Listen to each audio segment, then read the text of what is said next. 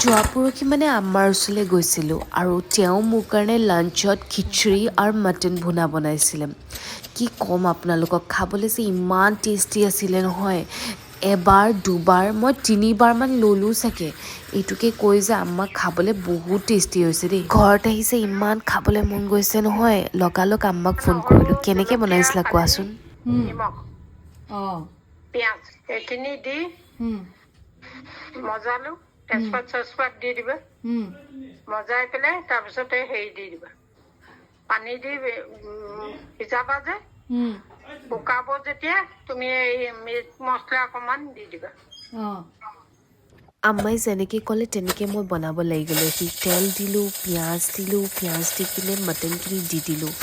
মটনখিনি দি খুব ভালকৈ সেইটো ভাজিব লাগিব তাতে আদা নহৰু পেষ্ট দিলোঁ জলকীয়া দিলোঁ তাৰপিছত মিট মছলা দি কিনে খুব ভাজি পানী গৰম পানী দি কিনে পাতি দিলোঁ এইফালে মই খিচৰিৰ কাৰণে আৰু এটা কুকাৰ পাতি দিলোঁ তাতে ৰিফাইন অইল দিলোঁ তাতে পিঁয়াজ দি দিলোঁ তাৰপিছত পিঁয়াজখিনি ব্ৰাউন হোৱালৈকে এতিয়া ভাজিম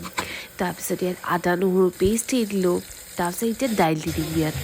এতিয়া দাইলখিনি ধুনীয়াকৈ ভাজিব লাগিব মই 5 মিনিটছমান ভাজোঁ কিন্তু দাইলখিনি কাৰণ দাইলখিনি যেতিয়া ভালকৈ ভাজিম নহয় তাৰপৰা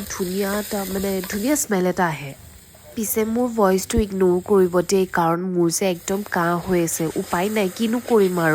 আৰু ইয়াত মেইন ইনগ্ৰিডিয়েণ্টছ মই অলপমান ঘিউ দি দিলোঁ ইয়াতে তাৰপিছত এইখিনি জহা চাউলখিনি ধুনীয়াকৈ ভাজি মেলি ইয়াত হালধি নিমখ দি কিনে